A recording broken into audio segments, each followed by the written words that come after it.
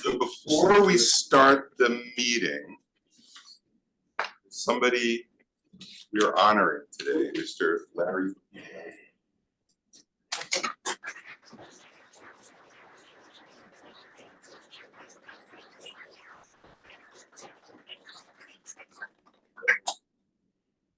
Let's come up here. Sure. I'm going to read a proclamation.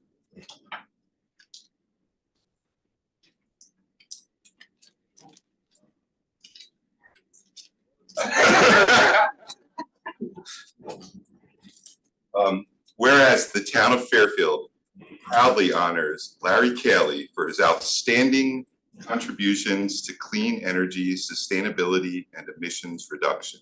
And whereas for more than a decade, Larry served as chair of the Earth Day Committee, which organized Fairfield's annual Earth Day celebration.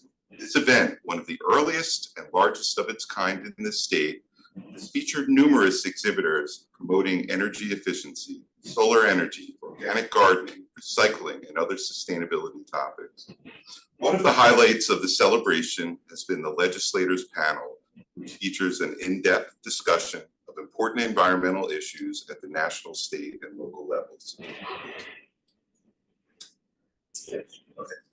Whereas, thanks to the legislation sponsored by Larry, the town established a clean energy task force in 2004, which evolved into the Sustainable Fairfield Task Force in 2017.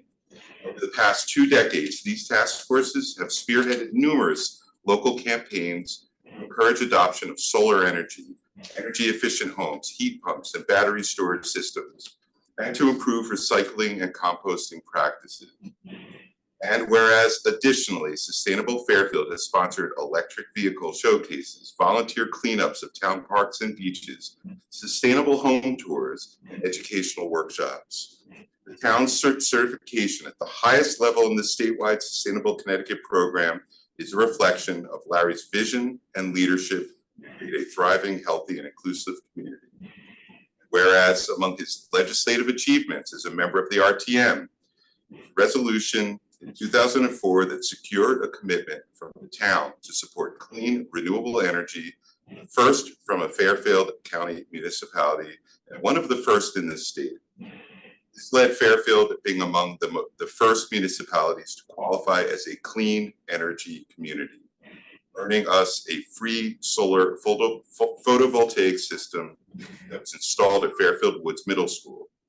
Whereas Larry became a local leader among a coalition of over 150 organizations and over 500,000 Connecticut residents in a multi-year battle to reduce harmful emissions from aging power plants in Connecticut, so-called Sooty 6.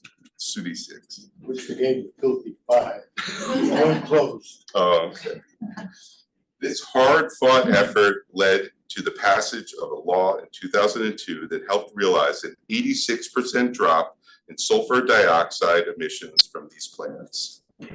Prior to the cleanup campaign, thousands of asthma attacks were associated with the soot discharged, and 97% of Connecticut residents breathed air which failed to meet EPA standards. Now, therefore, I, William A. Gerber, first selectman of the town of Fairfield, do hereby proclaim July 24th, 2024 in the town of Fairfield, Connecticut as Larry Cayley Day. Call upon all residents to be grateful to Larry's many achievements as a champion of the environment and made a positive difference for all.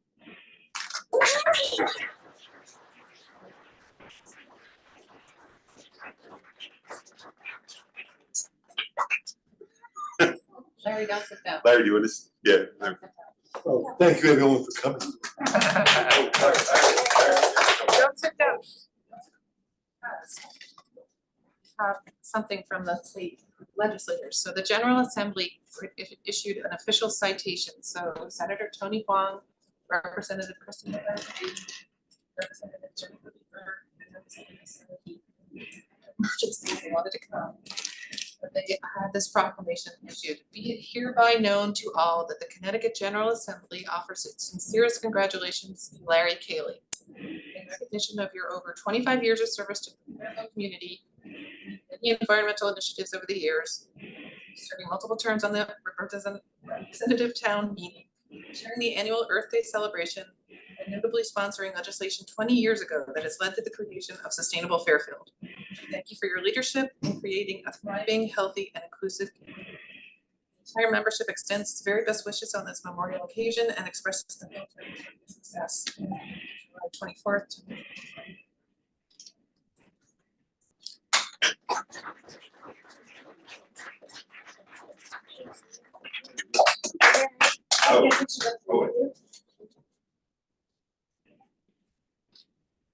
Larry, can you hold up one of your proclamations?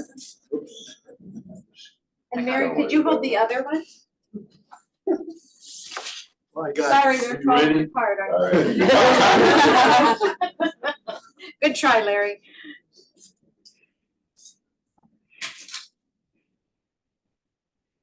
Down a little, Mary. Thank you. So one last present is a Fairfield Earth Day shirt. You'll notice all the people that are here to. Everyone signed it. Oh.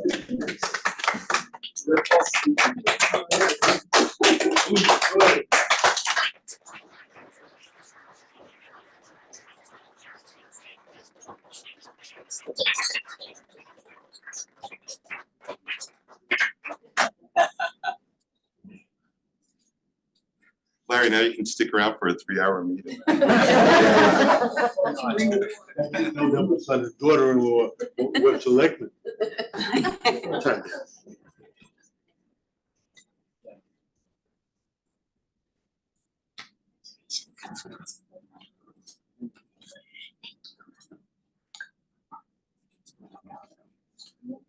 Karen.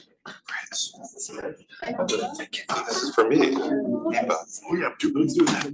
Remind- sure will. Hopefully it'll be good.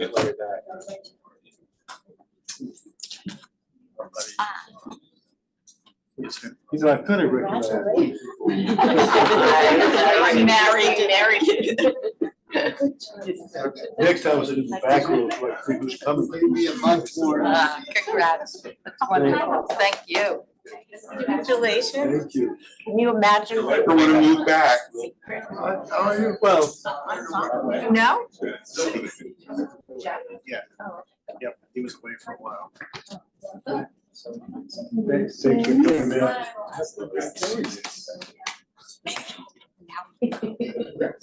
Thank you. Thank you very much. You. Thank you. I remember. There's no solid waste. I don't see any. Thanks again. Good. Around. Congratulations. Thank you. Thank you. Have fun. Yeah.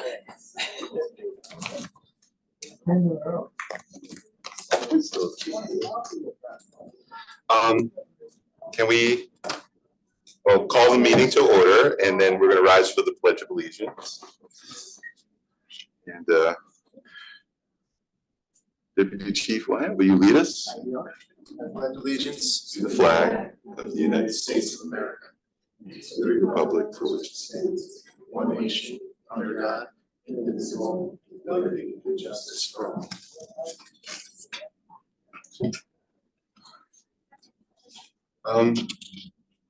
The next item on the agenda, the first Selectmen update.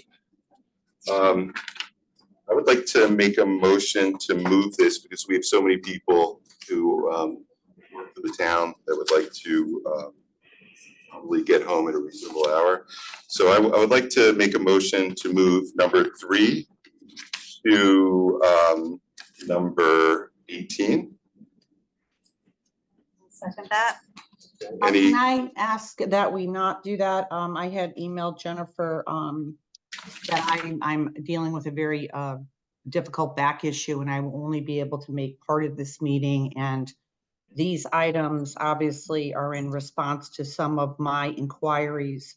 So I would like to have the opportunity to be able to listen in and be able to provide feedback on those items.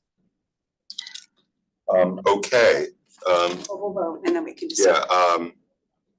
all in favor, any comment from the public? Seeing none. Back to the board, all in favor, say aye. No, nay? Nay. All right, item is rejected. So we will move on to the first selectmen's update. The first item I want to mention is the blood drive. We have a significant shortage of blood in, I'm just pulling up the, here. Pulling up the announcement. We have a significant shortage of blood in Connecticut, so the Fire Training Center is holding a blood drive on August 5th from 9 a.m. to 3 p.m. 102, it's 205 Richard White Way in Fairfield. If you want to sign up in advance, go to ctblood.org/drives. Type in use code C132. And I just signed up, so hope to see you there. The second item is the town was awarded a $350,000 federal Safe Streets for All grant, which will involve hiring a consultant to create a safety action plan for Fairfield. We're still waiting to finalize the paperwork with federal government, but we plan to do so hopefully within the next month or so. We will be going out with an RFP for a consultant that will help us put together an action plan for reducing dangerous areas for walking, driving, and biking in Fairfield. The next item is the town successfully was awarded a $681,900 community connectivity grant for improved access to McKinley School from the state. Thank you, Hurley and Mega, for all the work you put into this. This was something that they've been looking at for several years now and put in once for this and we didn't get it, and second time around they were able to secure this grant, which will allow us to put in sidewalks and improve crosswalks. Very excited about this. Next item is Bigelow Senior Center. Recently opened its outdoor fitness center. This was the result of state ARPA Senior Center money for about half of it, and the other half was secured through mainly through the work of State Rep Sarah Kitt in Hartford from the state. For anyone who hasn't seen it, it is amazing. I was there for the opening with Christine. It is hopefully going to draw many people out and about and be able to exercise without fear of COVID or anything like that.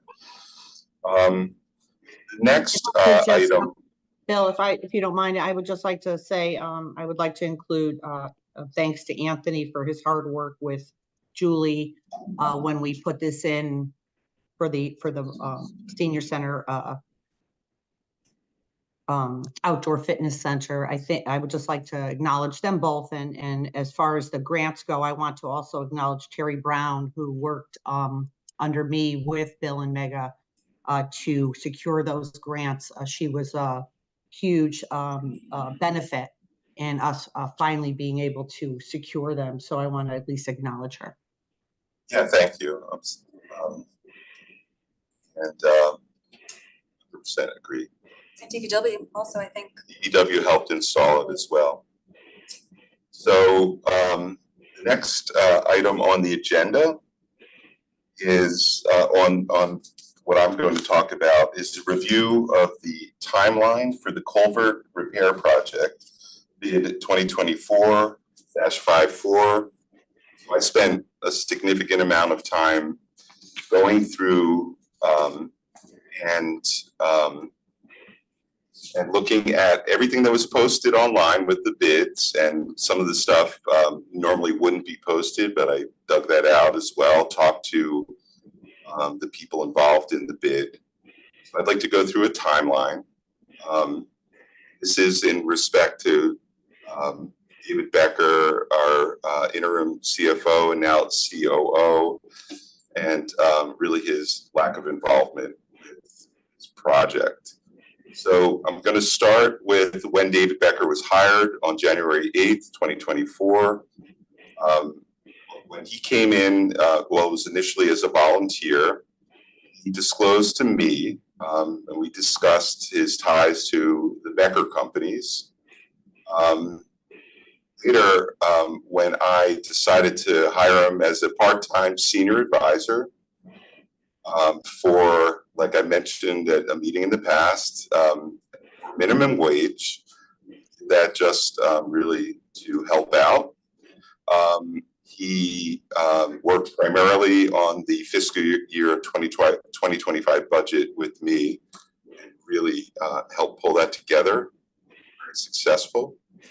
On that day, we had on the 8th and afterwards, David Becker disclosed and had several discussions of his ties to the Becker companies with Fairfield's Human Resources Department, and that he was working on removing himself from the business, said he would remove himself from any management roles immediately, and would transition out of any remaining assistance he was providing the company. But he had to work through his divestiture with his brother, and that would require some weeks.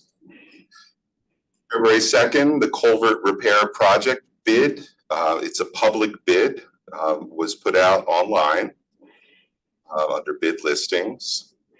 February 6th, David Becker commenced his duties as interim CFO. And in Munis, that it appears as on that Saturday, which is for some reason the way it works, but on February 3rd. But he ceased any involvement with the Becker companies. February 7th, by the end of the day, he had met with town attorney Phil Pierce and Human Resources regarding his divestment from the Becker companies, with the understanding that we would have no decision-making or operational role in the Becker companies in the meantime. He began the divestiture process, divesting from the company with all the details that entailed. February 14th, the culvert repair project pre-bid meeting at 10 a.m. Was met on site at Governor's Lane between Bronson Road and Hillside. And 5 people signed into that bid. And I don't need to read through them, but one of them was Joe Palmieri from Palmieri Farms, and another of the 5 was Andrew Becker from the Becker Company. Because David had removed himself from any involvement with TBC, he was not aware of his brother's interest in this project. February 16th, request for information deadline. February 21st, culvert repair project addenda published. February 26th, the patch came out with a letter from an RTC member named Evan Snapper, writing to express serious concerns First Selectman Bill Gerber's recent hiring of David Becker as the interim CFO because of his ties to the Becker companies, and he called it an undeniable conflict of interest. I'll skip to March 7th, the culvert repair project bid submission due date. 3 bids were submitted in sealed envelopes. The first that came in was Palmieri Farms at 10:05 a.m. Second was Southern Industries Corp. at 10:17 a.m. Third was Nagy Brothers Construction at 10:34 a.m. They were received by the purchasing department's Lee Flaherty, with Mega Jane acting as witness. She's from the engineering department. Bids were opened. Palmieri Farm with Becker Landscaping listed as a subcontractor was the lowest bid by far at $77,020. That was greater than 50% less than the other two bids. Nagy Brothers was $161,000 plus, and Southern Industries from New York was $165,000. Southern Industries had not attended the pre-bid. Becker Landscaping was listed as the subcontractor for the winning bid for Palmieri Farm. March 12th, David Becker's divestment and removal as manager of the company was registered on the Secretary of State's website. March 25th, John Marsilio, DPW Director, held a scope review meeting with Mega Jane, Bill Hurley, Lee Flaherty, Andrew Becker, and Joe Palmieri. John Marsilio asked questions to ensure the Palmieri Farm understood the scope of the work and paid special attention to that because it was so much lower than the others. March 25th, the Ethics Commission and the Town of Fairfield's Ethics Commission received an anonymous complaint through our hotline claiming that David Becker had conflicts of interest in his role with the town. March 27th, the Purchasing Authority, Adam Toulouse, and the Director of Purchasing, he's the Director of Purchasing, and myself, for Selectmen, recommended the low bidder, Palmieri Farm LLC. So legally, we're required to accept the low bid. And I'd just like to say, we have a purchasing authority here that is myself, Adam Toulon, the head of purchasing, and nobody else. I think in the prior administration, purchasing authority was given through, was given to the chief administrative officer as something that he could do. But we are not doing that. You know, in the charter, it says it's myself, and I've decided to keep that responsibility and not give it to anyone. So David Becker wouldn't have even been involved in that process either. April 10th, Selectwoman Brenda Kopchik asked why the Palmieri Farm with Becker Landscaping listed as a subcontractor bid was so much lower. Adam Toulon, the purchasing director, noted that once you get under 100,000, you can save 20 to 30% from coming under the prevailing wage threshold. Bill Hurley also added that the second drivers, that they are very local, which saves money. They are here in town all the time. Kopchik noted that she's familiar with Palmieri. They've done a lot of work for the town. They did all the work at the community center. Adam Toulon added that the bid actually, if it had been $90,000, it would have been on the threshold of them requiring prevailing wage, because you have to have some room for adjustments to the bid. So the motion to approve the low bidder, Palmieri Farm LLC, was made by Brenda Kopchik, seconded by Christine Vitale, and approved unanimously. June 18th, the Ethics Commission reported that it, quote, does not find probable cause of a violation of the standards of conduct and hereby terminates the probable cause investigation, unquote. September 14th, Palmieri Farm and Becker Landscaping commenced work on the first culvert, and as of today, I understand they're about 60% completed. So I just show the minutes underneath that. And then in the backup, I included a section from the town charter. Conflicts of interest, section 11.2. No elected or appointed town officer or employee or RTM member or any member of any authority, board, commission, or committee shall C, knowingly have or acquire any financial interest or any personal beneficial interest, direct or indirect, in any contract or purchase order for any supplies, material, equipment, or contractual services furnished to or used by the town in connection with any project, matter, or thing which comes within the town officers, employees, or members' jurisdiction, or the jurisdiction of the board, commission, authority, committee, or body of of which the person is a member, unless such interest is acquired through being the lowest responsible bidder after public advertisement. So in this case, David Becker did not knowingly have an interest, and the bid was acquired unknowingly through being the lowest, being a share, at that time, still not completely separated from the company financially, lowest responsible bidder after the public advertisement. So, and the work didn't commence, and they would not have been paid until long after he divested from the company.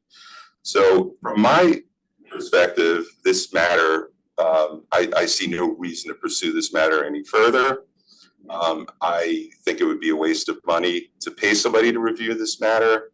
The Ethics Commission has already ruled on his situation within the company. He's already divested from any shareholding in the company. So from my perspective, this matter is closed. So thank you, Bill. Can I ask a question? Sure. So did you perform this investigation all by yourself, or did anyone assist you?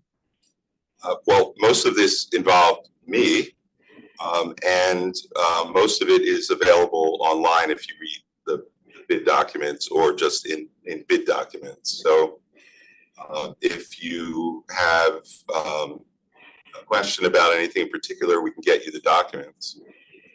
So all right, so you did read the section in the town charter, and it is very clear. And it says knowingly have or acquire any financial interest or any personal beneficial interest. So I think, listen, I think what the problem is that after we voted on this contract, residents reached out with a lot of information showing that the current CFO/COO has financial interests, personal benefit interest in the company, not just divesting as a principal or on a LLC, multiple LLCs, but an actual interest. So for example, if a member of my administration held joint property, had their name on a company's land, or had their vehicle paid for by a company, presumably the information sent to me, insurance as well, that is a personal benefit from a company, regardless if your name is currently listed on an LLC or not. If you are receiving some benefit. So if my CAO, who I had charged to look at purchasing orders because they are voluminous and it takes up so many hours to save money for the town, had a business, had a family member who has had a contract with our town for close to $1 million and then is on another contract. And that said CAO's car was paid for by that business, and that they owned shared property, which obviously is a benefit, because if my name is on a property, that means I'm getting something for that. That property was purchased by the company. So I'm sorry, Bill, can I just make a recommendation? Can I just finish? I didn't interrupt you. There are residents. It is my meeting. And I'm a member of the board. And yeah, okay. And I'm a member of the board, and I asked if I could speak, and you're interrupting me. I mean, you're making legal. So what I am saying to you is that citizens in this town sent information to just not me, but also to you, showing that they believe there is a conflict of interest with someone who has a high-ranking job in the town of Fairfield and a personal financial interest in a company that has close to $1 million of contracts with our town. And rightfully so, they are ringing a warning bell from what this town went through in the past and bid rigging that happened under prior administrations and all these other things that happened. So people are asking, and I'm asking on their behalf. And frankly, this is a very big concern. It Frankly, is. it is not a very big concern. And so I think what you should do, because you've actually, made allegations or had some of your friends on the RTC make allegations against me. So I'm very, very familiar with this tactic. So Bill, why I don't you haven't put had in writing, such why don't you a- put in writing your specific allegations, and then we'll have a look, we will spend the money to have a lawyer look at them. And if it turns out that you are wrong, I expect an apology to Mr. Becker because you posted his family members' addresses online. I think it's outrageous what you're doing. Outrageous. Mr. I think it is Gerber, mean. Mr. Gerber, I think it is mean and outrageous. I think it is posted an article mean. that an investigative reporter did. I gave no You comment. posted it on your website, his address, his brother's address, his parents' address. In the public realm. Yeah, it is ridiculous. Your pursuit of this and the way you pursued it is just mean-spirited. And so I've read to you what happened. I've read to you what happened, and you're throwing out, you're not a lawyer. I suggest you get a lawyer. And if I'm getting warning bells of another possible conflict of interest or impropriety, it is both. You went after my family too.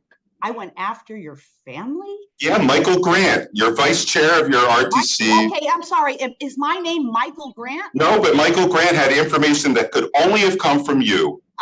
From me? From you. Okay, Bill. From you. About an item. I don't From have you. any idea what you're talking about. If you really Yeah, and you do know exactly what I'm talking about. No, actually, I do not. Oh, yes, you do. Go into mud. I can prove you know what I'm talking about. Affiliation. We can do that all day long. You could be mean to whoever you want, but I think. Point of order. Question about conflicts of interest and the. But if it's not a conflict of interest, then you gotta stop saying that it is. Okay, that a high-ranking official in the administration has a financial benefit from a contract in a family business. He does not have a financial benefit from a contract. I mean, that's such a stretch. It is, I think it's ridiculous, but if you have a legitimate, instead of talking about people in public with innuendo and dragging them through the mud, what I suggest is you put them down on paper so at least I can zero in. So at least I can zero in on your issues and get a lawyer. I will get, look, I have no stake in this. I don't have a stake in his brother's company. I really don't have a stake in this. I just have a stake in people on this board going after individuals and their families. After anyone, Bill. Yes, you are. Falling out. You're being mean. Point of order, point of order, point of order. Put your points on paper, we'll have a lawyer review it. And we'll spend the money to do it. But if you want to go that route, that's fine. But I expect an apology from you. And I'll apologize if I'm wrong. Okay? We already had an ethics commission. We already had an ethics commission review. And you keep bringing it up. It's very strange. Very, very strange. Wow. Making it personal like this is not. Nothing personal, Bill. This is about our town. And No, a it's town not. that went through a public corruption scandal, Bill, where there were built. There's plenty of corruption. Things going on. I get it. Trying to fix it, and he's helping me. Careful about. He's helping me fix the corruption. So, yes, go ahead.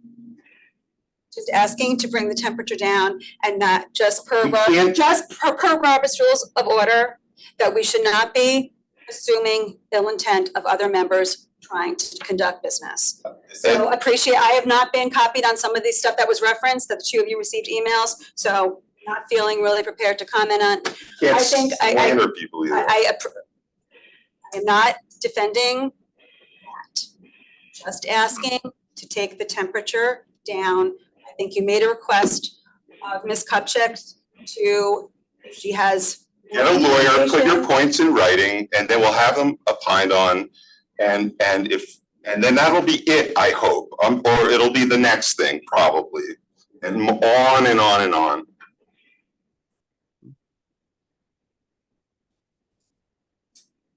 It's just outrageous. I would agree. Yeah, I'm sure you do.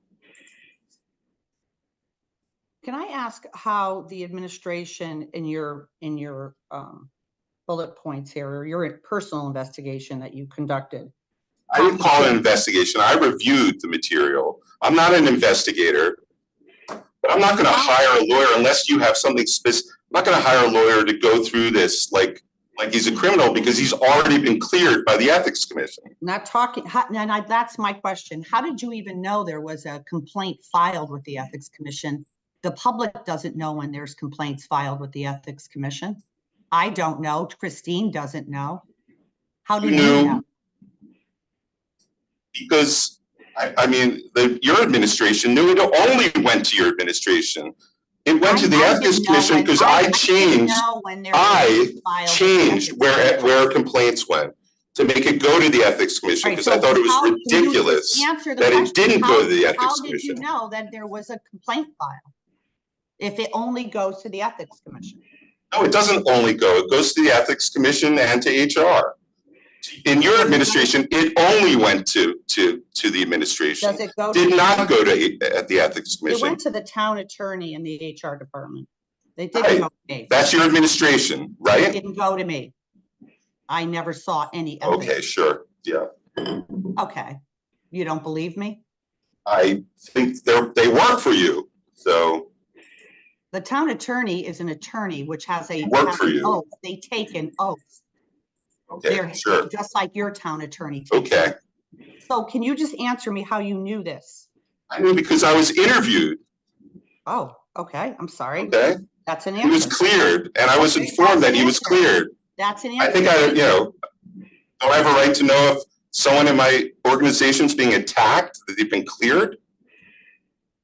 I was never, no one in my organization had an ethics complaint, and I was never interviewed by the Ethics Commission. Because the I Ethics apologize. Commission I apologize. didn't know for about not any knowing. complaints. They had no activity under your I administration. apologize for not knowing. Thank you for your I'm answer. telling you.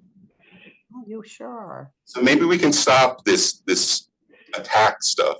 It's not an attack, Bill. It's an elected official asking legitimate questions. There is a difference. Next item on the agenda. I want to go through the party balance on boards and commissions. I get asked about this from time to time. So starting, it's up on the board. Starting November 2006, under the Flato and Dugiello administration, when they had the majority and there was majority Democrat, there was an equal number of Republicans and Democrats with a significant less independent representation. See that in November 2011, and I'm talking about election, the cycle ending at the end of the cycle, under the Tetro administration with Sherry Steeneck in the Democrat majority, Jim Walsh in the minority as a Republican.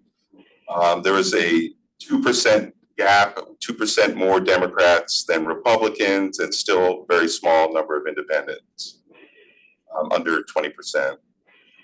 November 2015, under Tetro and Marmion, they climbed actually with Kevin Kiley when he was a Republican as the minority member of the Board of Selectmen. The Republicans actually were in greater number than the Democrats by 7%. November 2019, when Chris Timniak and Ed Bateson had the majority as Republicans on the Board of Selectmen, Mike Tetro was in the minority. The gap between Republicans and Democrats climbed to 12%. Under the Kupchak administration with Kevin Flynn as Republican majority, Nancy Lefkowitz as minority, the gap between Republicans and Democrats climbed to 22%. Under my administration, Gerber and Vitale as Democrat majority, Kupchak in a minority, the gap between Republicans and Democrats is still, there's still a gap, but it's only 4%. And the unaffiliated voters over the course of this period from 2006 to July 2024 has grown to 26%. It's increased 26%. So this information so I just want to make the point, and some people asked me, What I've heard some criticism that I've only appointed Democrats. Well, what I've done is brought balance back to party representation from what is looks like the largest gap between Republicans and Democrats that in recent histories, since 2006 under the Kupchak administration. So where did this come from? It came from books that are produced by the town clerk's office and put online. It was cross-checked by voter registration. Obviously, some people have changed their registration since 2006. To the extent we could find that data, we cross-checked it. There may be some things that people look at and say that's wrong. They're more than welcome to email our office and let us know what we should fix. But I'm going to keep this going forward for transparency. It's been posted online now for, I think, a few months under boards and commissions. This version is prettier. We just reformatted it. But these are facts, and so to the extent that people are unhappy with my appointments, I want them to know that, first of all, every person that gets appointed is high quality, regardless of their party. I'm not going to appoint anyone just because of their party, but I do feel good that we've brought together, we've increased the number of independents, brought back together, we decreased the enormous sort of overwhelming majority of Republicans to bring it all a bit tighter between the parties. So thank you, Bill. I'm assuming you this is in response to my request several, or I don't know even when, how many months ago, discussing about appointments. Can you, I mean, listen, I don't know who put this together, because this looks like it took a lot of time.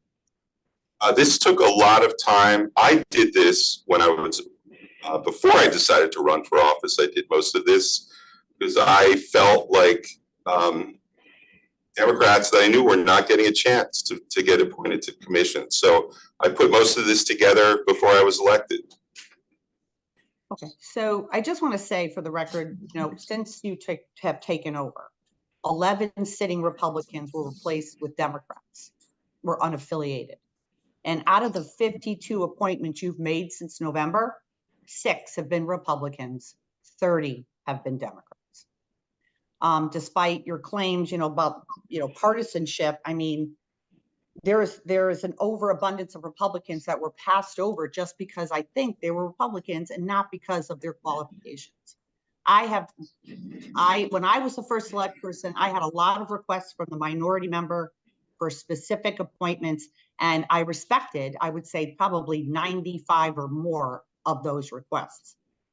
Personally, I only asked for a handful, and I think maybe one of the people I asked for in 8 months was approved. So I think, what I think you're leaving out is under my administration was the first time that I actually included a link to boards and commissions in the first town-wide newsletter, because the town never had one before, asking all citizens to apply for openings, because I've been in town government for a really long time. And back when I was on the RTM and the Board of Ed and everything else, it was always a party thing. So the Democrats would go to whomever was in office and say, here's who we'd like. And the Republicans would do the same thing. And the average everyday citizen, regardless of their party affiliation, wasn't ever didn't even know about these things because we didn't have a newsletter. So it was like a party thing. So when I opened it up to the newsletter, we started to get Republicans and Democrats and unaffiliates that weren't really associated with either of the parties. So they weren't a DTC member or an RTC member. And I have to say, on many occasions, the minority member of the Board of Selectmen was not in favor of a Democrat because they weren't on the DTC that had asked to be on a commission that I put on the agenda. So, I think this is all very nice, and I'm glad that you spent a lot of this time with the color coding and everything. But the fact remains, 6 Republicans have been appointed or reappointed in the last 8 months, and 30 Democrats have been. So, I mean, that's the numbers, that's the reality. And I think we shouldn't worry so much about what a person's party affiliation is. We should look at what the person's qualifications are and if they're committed to doing it. Yes. I would agree with that.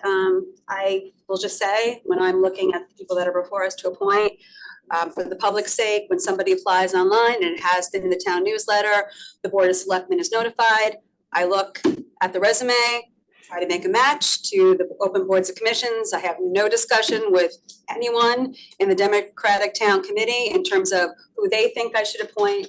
I will say that part of this, I would be curious to go back and looking at the number of applicants since November, in terms of the party affiliation, that it seems that we have a lot more unaffiliated members applying, which is great. And that might also indicate how positions are filled, just the pool that we're looking at. I think it's also important to remember that we have to keep party balance on these boards and commissions, which also could affect whether you're appointing a Democrat or a Republican. I mean, it might be, I haven't done my own evaluation on this, but in some instances, just from anecdotally remembering some of our appointments, we had to put Democrats on certain boards because they were, as the data shows, already at the max of Republican members. And that also affects how it plays out. So there are other nuances that go into this process, but I think that all three of us are in agreement that we're looking at the person and not the party. And for the most part, we have unanimously put forward some very qualified individuals to serve on our boards and commissions since November. So I thank everyone who has volunteered and who is serving, and encourage residents to continue to, if you want to get involved, go to the boards and commissions website on the town webpage and just sign up, and we will keep you on file. And everyone on the Board of Selectmen has access to the database, so at any time we could go back, try to find the best person for the job. I appreciate that. I'd just like to point of information. I noticed though in the last several newsletters, the charter revision may have been discussed, but there was never a link to it. And the only people applying to charter revision have listed that they heard about it through the first Selectman, and they didn't hear about it from a newsletter or posted publicly. So I would request that the link actually be included in the newsletter so that average citizens who weren't specifically asked by the first Selectman could have the opportunity to apply and know about it. I believe that it's on the website now, because after we had discussed it, the link to it, yeah. So if you're I think that it was, because I had also asked for it after we had discussed it at the Board of Selectmen, and that the funding was approved in the budget, that was something that we would be actively recruiting for, and that is an open commission to volunteer for. But I'm sure that would be good. Selectmen could ask Ms. Claire to make sure that it's a standing item in the newsletter. Well, there's no link to a commission within boards, and we have a page with open boards and commissions that if you click on them, they would go to the commission that since there's no commission formed yet, the link would go to the general page where all those are listed, where the form is. Where the openings are on that page. Where the openings are. Right, but there's no link within that. Right, within that, there's Charter Revision Commission is listed, but it's not blue. It's not a link because there's nothing for it to go to after that at this point. Right, but when we listed like FairTV or you list other things, you actually list the link to that page to just sign in, and then you write FairTV. Because those pages have commission pages set up online. But maybe so this one would just go to the openings page, the general openings page. Just to make it easier for people, because like anything in life, right? I thought it was. There's a link for you. I thought it was. I think it is there. I thought it was as well. The link to the form, I think, is there. But anyway, regardless of sort of like wrap it up, I think that we can look at these sheets and I think they're helpful to look at. But I want to just say for the record, if you look back at my 4 years, the majority of appointments were unaffiliates, more than any one party. the majority were unaffiliates, which I think is a good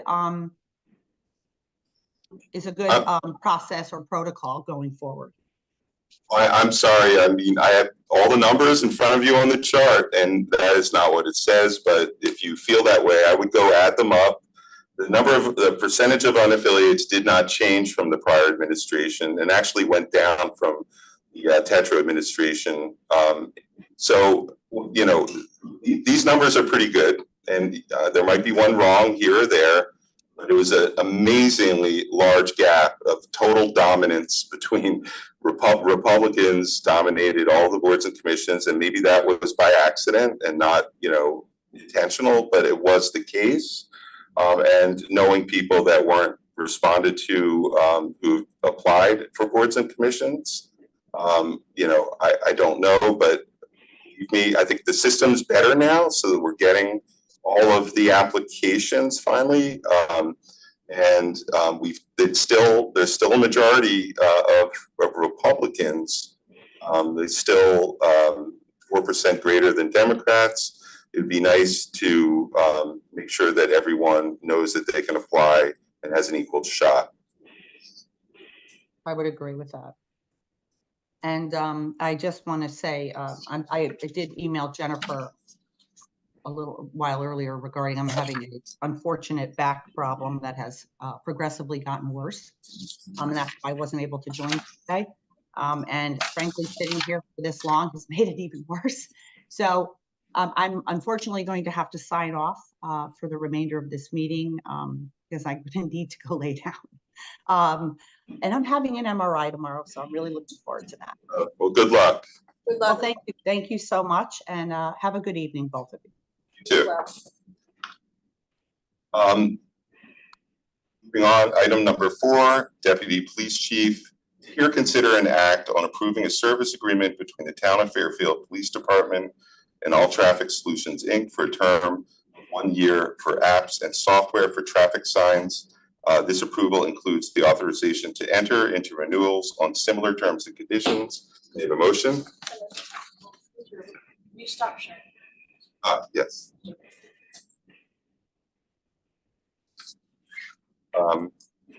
Chief Wyatt. Give a second.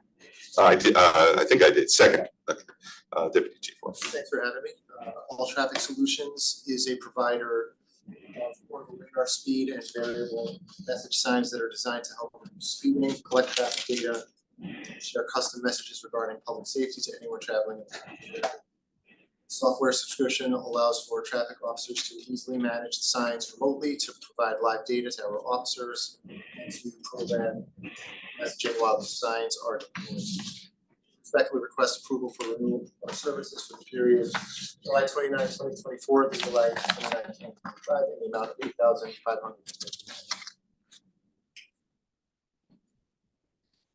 $8,500. Any questions? Seems pretty straightforward. You're happy with the service renewal? I have no questions either. To the public, any questions? Seeing none, back to the board. All in favor, say aye. Aye. Yes.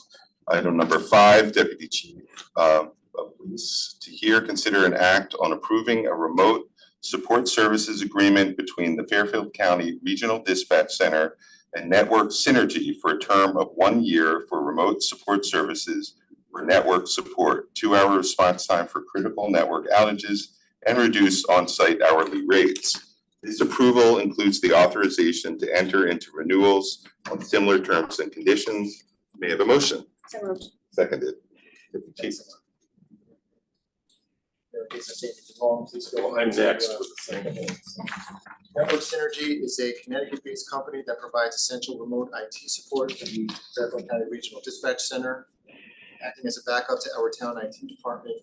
By partnering with Network Synergy, the FCRD ensures 24/7 technical support, minimizing downtime and maximizing operational efficiency.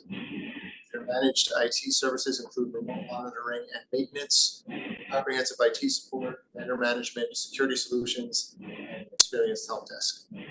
Respectfully request approval for services for the period of July 1, 2024 through June 30, 2025 in the amount of $4,000.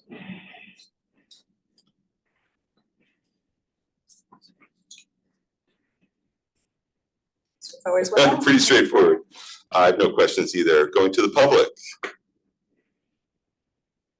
Seeing no comments, back to the board. All in favor, say aye. Aye. Thank you, Deputy Chief.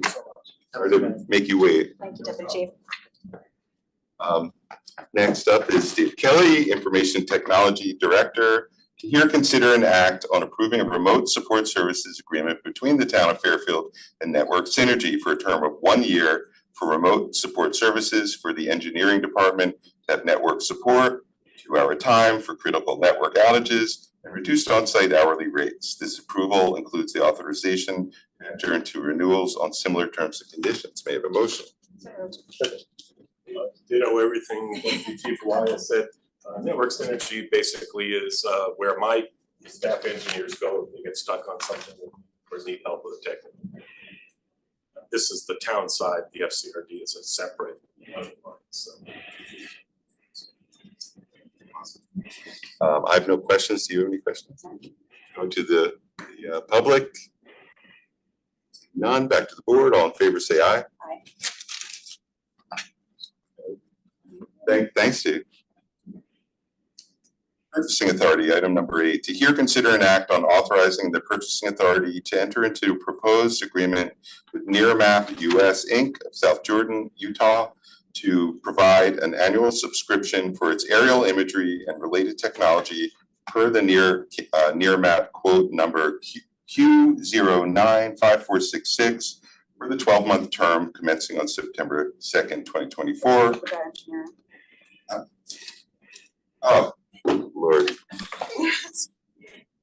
May I skip engineering and finish with this and go back? Okay. No, that's okay. Well, I checked it off by accident. Go back up. We're going to take this first out of order. May I have a motion to take this out of order? Unanimous consent to take it out. Unanimous consent. Total subscription fee of $18,000. This approval includes the authorization to enter into renewals on similar terms and conditions. May I have a motion? So moved. Ross. Yes, so excuse me, Nearmap provides a aerial imaging service, and they look like twice a year for the town. That's for clearing completed on the exterior of a house, solar, patios, decks, and so forth.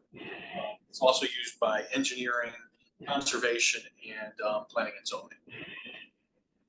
So will Nearmap play a role in the reval? That imagery, because we'll update this fall, next spring, and fall 25.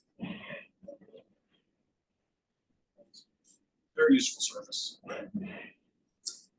Any questions? Are there other services that, other companies that you looked at to provide this service? Or are they really a sole source? Providing 2 flights a year for that kind of cost. Like an Eagle View, but it would probably cost us more than $1,000 per flight. So the twice a year flight is tremendously useful to have that fresh update of the images.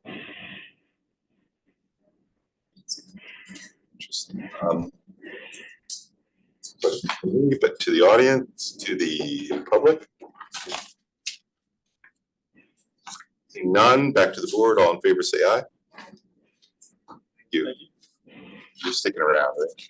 Yeah.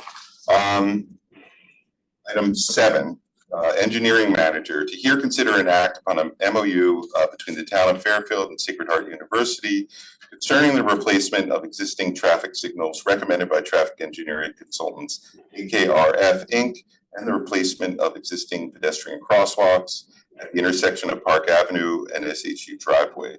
Costs and expenses associated with the signal and crosswalks replacements will be paid on a 50-50 basis, with the town's share being used from the ARPA Year 1 account number 81014 and includes SHU reimbursement from the town. May I have a motion?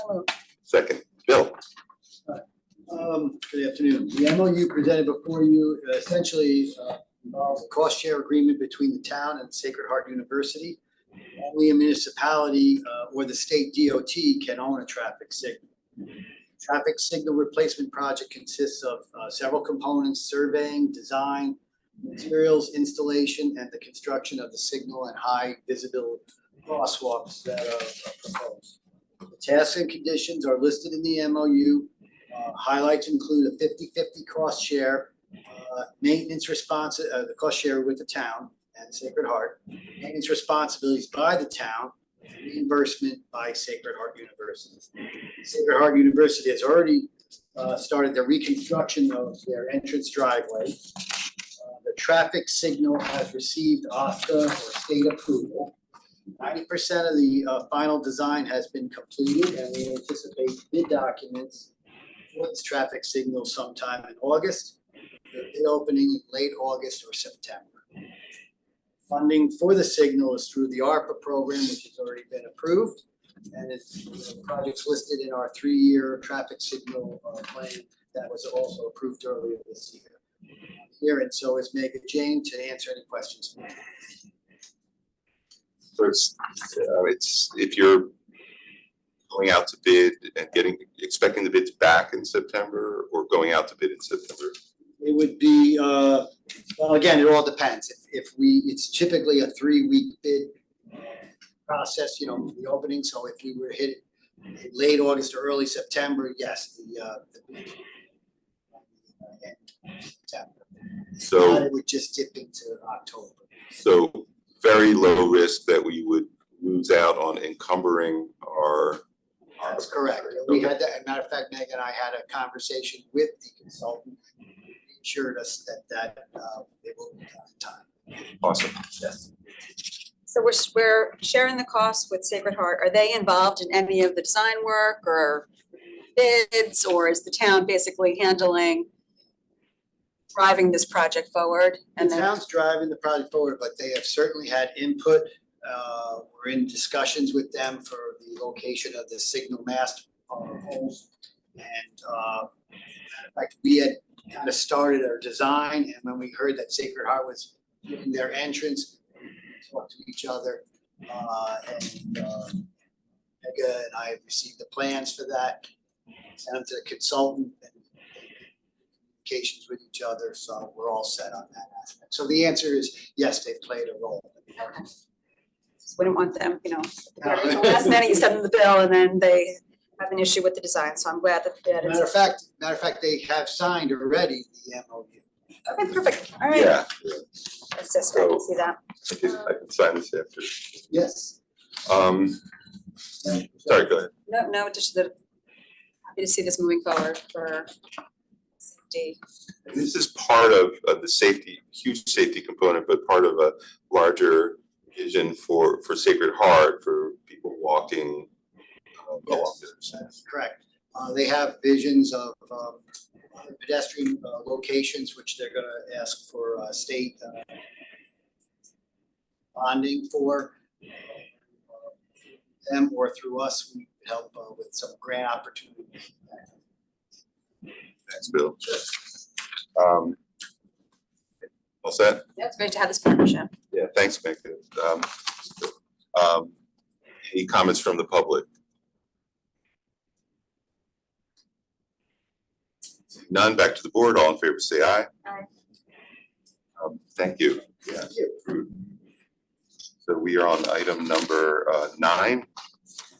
Here, consider an act on authorizing the purchase authority to enter into the proposed service agreement between the town of Fairfield and Tyler Technologies, Inc. of Moraine, Ohio, to provide appraisal services concerning the reappraisal and revaluation of all taxable and exempt real property within the corporate limits of the town of Fairfield, Connecticut, as detailed in RFP 2024-37 and the Tyler Technologies, Inc. RFP submission dated March 7th, 2024, for a base contract of $631,000. Funding for this agreement is available in account 010-03050-53200, fees and professional services. May I have a motion? Seconded. Ross. Yes, so this is, the board has already heard this and approved it. contract, went back and forth with the attorneys for Tyler and the town, and they made enough changes that I think it was back for final approval. This is for our 2025 reval that we're ready to start. It's substantially the same. Yeah, no additional questions last time around. So I have no questions. Any comments or questions from, any comments from the public? None, back to the board. All in favor, say aye. Aye. Congratulations. So, get started. Item number 10, purchasing consider and act on authorizing the purchasing authority to enter into the proposed agreement with Weston and Sampson of Rocky Hill, Connecticut to perform LEP geotechnical services at the proposed turf field at Roger Ludlow Middle School for Town of Fairfield RFP 2023-02 on-call A&E design services and the Weston and Sampson proposal dated July 11th, 2024 for a total proposed contract value of $50,000 and $50,500. Funding for this project is available in account 260-00901-57000-FY225. May I have a motion? Second. Anthony, with purchasing, or would this be Anthony? Adam? Can you hear me? Oh, Anthony, yeah. Anthony. And Anthony, I have to apologize for not giving you a shout out on the outdoor fitness center. That's an amazing thing that you did with Julie. Oh, thank you. Thank you. I appreciate that. So good evening, and you guys have heard all about this turf field project, and it's probably been before you guys at this point, I think 5 times at least. So this contract for the $50,000 that you're approving is for the geotechnical work, which basically means in the next couple of weeks, they'd be able to go out there and do some boreholes and see what's in the soil just to make sure it's clean. Obviously, if it was contaminated with anything that can be properly, it would cost us a little bit more money when we're doing the excavation, but this will certify that everything is clean. At first, so that's what we're doing. Hey, Anthony, you're breaking up a little bit. Hello? Can you hear me now? I'm sorry. Yes, much better. Thank you. Bill, So we missed a little bit of what you were saying about okay, sorry about that. If you, can you go back to they're going to do the testing? Yeah. Yep, they're going to be doing some boreholes out at the Ludlow Middle School site. And those tests will tell us whether or not the soil is clean. If the soil is deemed that it's not clean, then we're going to incur some additional costs with removal of that soil.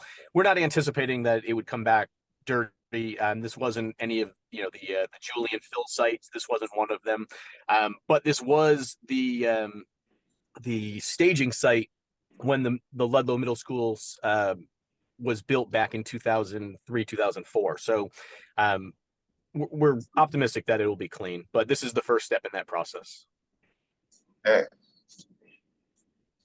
I have no questions. I forget, I was going to ask about timeline, but are they going to start the testing right away? Yep, mid-August. Questions? Do you know if there's been any previous testing on this field, soil on this field? You must have. Not to my knowledge, no. Just for the public, Mr. Papa George is in the audience, and I know that with the Julian fill, we tested all of our fields. But these you'd have to go to confirm, but this is a Parks and Rec field, it's not a school. But we did, Anthony, you did Parks and Rec field at that time also, I thought. We did, but these borings have to go further than a couple feet because again, there's some cuts in this field that'll probably be 6 or 7 feet deep. So that's how deep we're going to be going. Yeah. Just reading through it, they request that someone with knowledge of any private on-site utilities to review proposed boring locations. Do we anticipate there being any private utilities that we have to worry about, and who will be reviewing that? No, and Eli Gazal from engineering has been working with Weston and Sampson, helping us out on this as well. So Yeah, I'm on the call. I, They'll do a call before you dig, just to make sure there's no underground utilities before they do any borings. It's almost a CYA to add that to their proposal. And also says on page 4, restoration of areas disturbed as a result of our field work, including any depressions caused by the drill rig, is not included. Just to anticipate there being a lot of damage, do we not really worry about that, being that an artificial turf field is going? That's correct. We're not necessarily overly concerned since it will be turning into turf. Okay. And do you anticipate this drilling being done prior to the start of school? Yes, mid-August. Okay. All right. No further questions on this item. any comments from the public?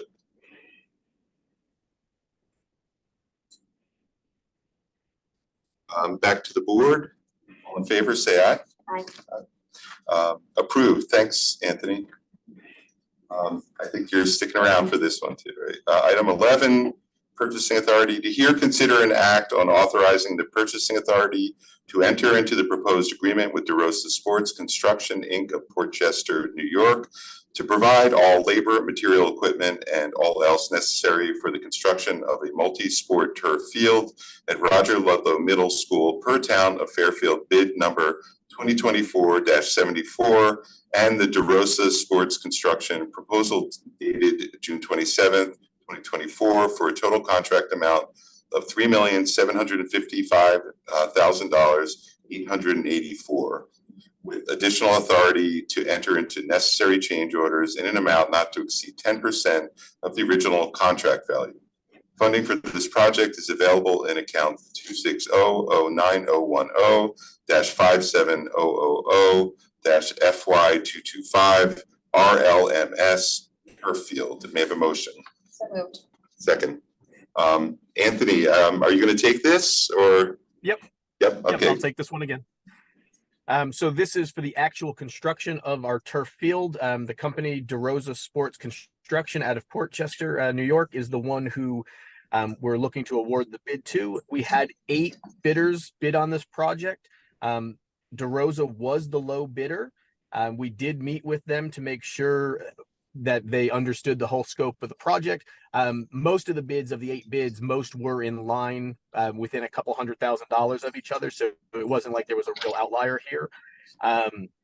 These guys have, DeRosa has done, I believe, 4 turf fields in neighboring Westport, and they also did 5 at Yale University. So they are very familiar with what we're looking to do, and they can get started on our timeline, towards the end of August. So this will, for an opening, probably right around May 1st with completion date. So we're very excited to get them on board.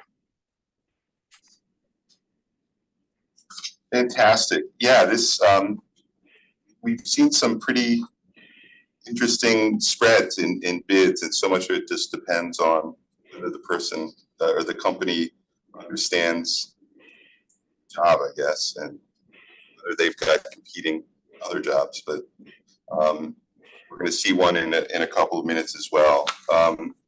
So I have no questions except for timing. Do you have a target for starting the project and finishing the project? Yep, end of August is when we're looking to break ground. That would be right after Weston and Sampson does their portion, and then as long as everything weather-wise cooperates, we would hope the completion of this is by May 1st. Okay, thanks for clarifying that. So we'll be out of commission for most of the academic year. Correct. Okay, any questions from any more questions? Any questions from the public or comments from the public? Seeing none, back to the board. All in favor, say aye. It passes. Anthony, thank you very much. Thank you both. Have a good night. You too. Item number 12, water pollution control facility superintendent. This was postponed from the June 26, 2024 Board of Selectmen meeting because we had asked for pricing. So the motion is to hear, consider, and act on approving an agreement between the Town of Fairfield Water Pollution Control Authority and Wright Pierce to provide engineering services for various assignments on an ongoing or on-call basis. This includes assistance in the review and evaluation of new sewer connection applications. May I have a motion? So moved. Second. John? Oh, just Hey, when how are it's you? getting easy, it's gonna get hard, right? We are looking for Wright Pierce to review any sewer application that adds flow to the system. Look at where to monitor, what other projects may affect or be affected by this. Data that's submitted from the flow monitoring and the engineers calculations, and then give us a yay or a nay. Dennis would be the one that's most likely.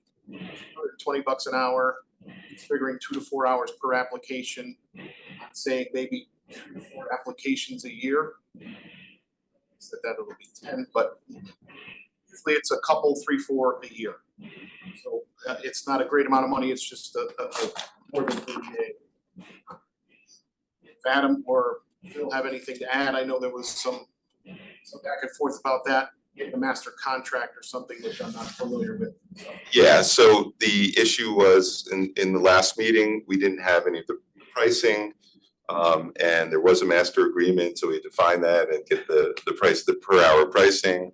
Are you? I'm comfortable now that we have that pricing and have a better idea of what the potential cost implication will be. I do think the WPCA will appreciate having Yes, very much so. his oversight and support. Any comments from the public? Seeing none, back to the board. All in favor, say aye. Aye. Thanks, John. Still up to the next one. Item number 13, water pollution control facility superintendent. To hear, consider, and act on approving a service agreement, renew a letter between the Town of Fairfield Water Pollution Control Authority and Siemens Industry for the fire alarm test and inspection at the Fairfield Wastewater Treatment Plant for the period of October 1st, 2024 to September 30th, 2025 for a proposed amount of $6,115. May I have a motion? So moved. Second. Our fire alarm system covers roughly 5 buildings. There are multiple horns, strobes, smokes, sensors in each building. We just last year upgraded the control panels, all the sensors and everything. This is just an ongoing support from Siemens to come in and inspect and get us the parts and services that we need for the fire. Hi, this is Adam Toolin, Purchasing Director. Can I interject for a second? You may. I'm not sure if this is appropriate or not, but I wanted to ask if we could make an amendment to the wording to insert that language we use from time to time to include authorization to renew on similar terms and conditions. This is an annual agreement that we have with Siemens that they send us new terms and conditions every year. So it would be helpful if, as long as everything lines up pricing wise and there's no major changes to the terms and conditions, if we could renew this in future years without having to come back. Okay, so I will make an amendment to add the last line. This approval includes the authorization to enter into renewals on similar terms and conditions. Seconded. Comments from the public? None. Back to the board. All in favor to make the amendment, say aye. Aye. So the amendment passes. So we are gonna motion on the amended, the item is amended. May I have a motion? So moved. Seconded. No comments. Any comments from the public? Seeing none, back to the board. All in favor, say aye. The item passes. Thank you. Thank you, John. Yep, have a great evening. You too. Item number 14, purchasing authority. To hear, consider, and act on authorizing the purchasing authority to enter into the proposed agreement with Lux Consulting Engineers of Meriden, Connecticut to perform special inspection coordinator services for the Penfield Pavilion project for Town of Fairfield RFP 2023-02 on-call A&E design services and the Lux proposal dated March 27th, 2024 for proposed initial contract value of $12,000. Funding for this project is available in account 262-1010-58806 Penfield Remediation. May I have a motion? So moved. Seconded. Would this be Adam? Or Eli? Eli's on the call. I could just Yeah. speak briefly to the fact that this, this is per our on-call list of engineers, and that the dollar amount, falls well under any exemptions for professional services. But Eli can speak more to the project. Yeah, thanks, Adam. This is for third-party testing over at the Penfield job. It's not good practice to have the design team inspect their own work. So we typically like to have a third party, somebody that's not necessarily involved in the project, and do some testing and inspections. Examples of inspections and testing is sieve analysis, compaction testing of the soil, concrete testing as the work is going.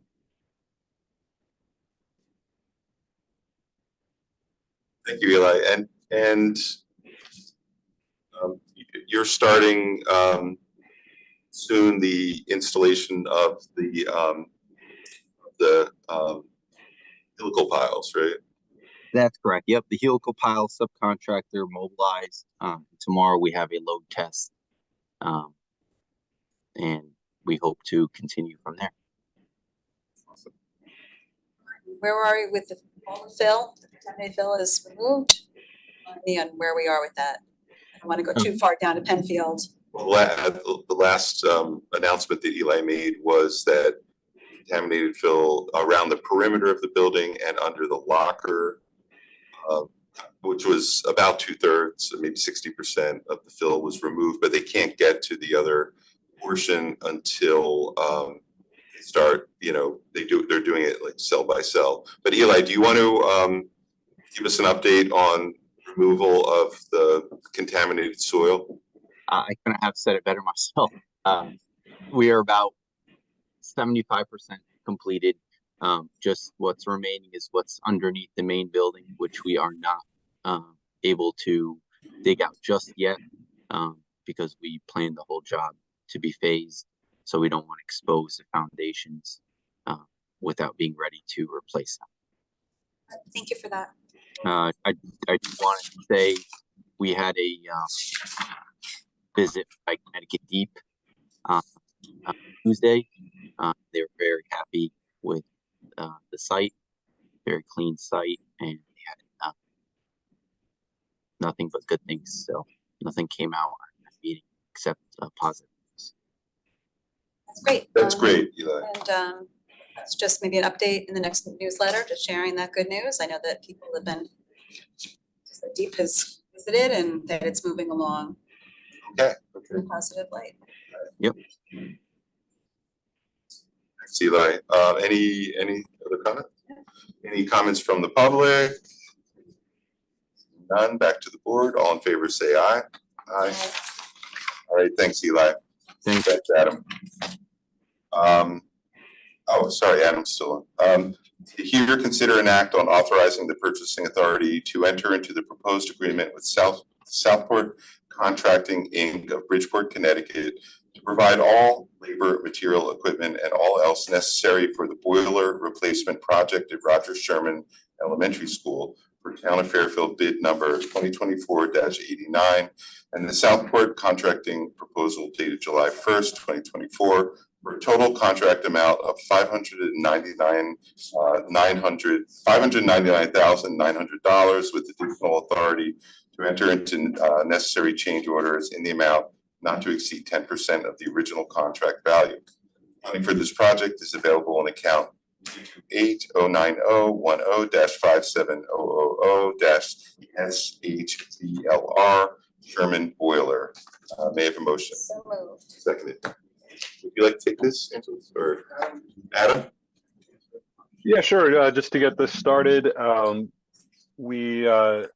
well, as you said in the resolution, we received a low bid from Southport Contracting of $599,900. There has been a scope review completed. Everything looks good. Southport is ready to. They're gearing up. They're ready to go, pending formal notice of award after this meeting. So I don't know if Angelus wants to speak to specifics of the project. Say that this project does have a very tight timeline, so and we've been very happy with Southport.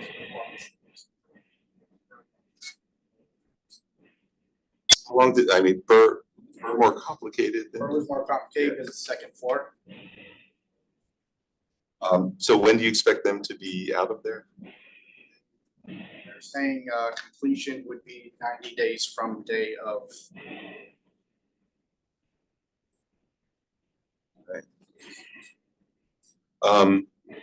It's just once again striking how much lower this bid was from the other bids. I mean, not quite half, but almost half. Yep.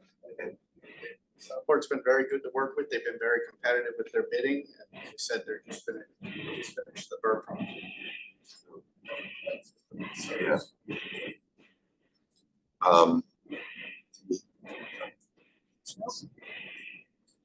Thank you. Going to the public, any comments? Seeing none, back to the board. All in favor, say aye. All right, thank you, Angelus. I'm sorry, I should have made a motion for you earlier on your day off. No worries. Have a good one. Bye. Is this day off? Yes. Should have phoned it in. I didn't mean phone it. I could have zoomed it. Phone it in has different connotations. Item number 16, refunds tax collector. To consider an act upon tax refunds as recommended by the tax collector in the amount of $24,932.51. May I have a motion? So moved. Any comments, questions? Any from the public? None, back to the board. All in favor, say aye. Aye. Is approved. Item number 17, to consider an act upon the minutes of April 3rd, 2024 and April 10th, 2024. May I have a motion? Second. Any comments? I have none either. Comments from the public? Seeing none. Back to the board. All in favor, say aye. My item passes. Item number 18, announcements. Anything you'd like to? I do. WPCA at our last meeting, putting forth our proposed sewer rate for next year. The board unanimously approved a 3% rate increase. This will be posted to the public, and the commission will be voting at the August meeting. So I just wanted to put that out there to anyone who is interested, and that would be an increase to $5.40 per CCM. More information can be found in backup of last WPCA agenda. Thank you. And it's a limited survey of pricing. Yeah, done. Yes, we there was some debate about leaving the rate fixed, increasing to align with the increase in the town budget. But we felt that the 3%, which is the rate of inflation, and which the 2026, the expense side is going to be using that 3% increase that with the rate of inflation. But this was just a proposed rate. It is still subject to change. The final vote will be in August. We are somewhat in terms of rates of neighboring towns in Connecticut. Yeah. As we've seen from our agenda items, there's a lot of work that needs to be done to upgrade our sewer system, both for our current users and just for the future development. Awful lot of We want to make sure that we are investing in this infrastructure. We have a motion to go into executive session. So moved. Seconded, all in favor, say aye. We're gonna go into executive Bill. session. Bill, you have to, in the motion, you have to invite Oh, yeah. me and. Oh, I'm sorry, So executive one- session with town attorney Philip Piers and attorney Rick Aiken to present the settlement of workers' comp claim, James Perez versus town of Fairfield. May I have a motion? So moved. Seconded, all in favor, say aye. So we're gonna go into executive session. And, Bill, whoever is removing people from the meeting, the phone number, the 860 number, that's Rick. That's Rick, okay, okay.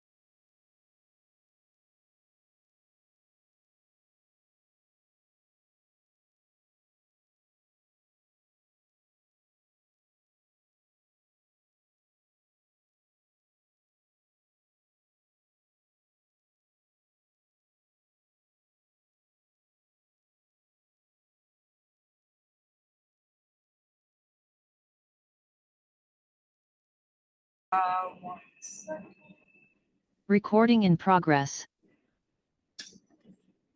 To make a motion to come out of executive session. Favor say aye. We are out of executive session. I would like to make a motion to settle, Terms of settlement. authorize the terms of settlement in the matter of James Perez versus the town of Fairfield, as discussed. Executive sessions. As discussed in executive session, may I have a motion? I'll second that. All right, seconded, you seconded it, all, any, I don't know, there's no public comment, all in favor say aye. Aye. All right, approved. Thank you, Phil. May I have a motion to adjourn? Right here. Second. All in favor say aye. Aye. All right, have made that motion too. we are adjourned.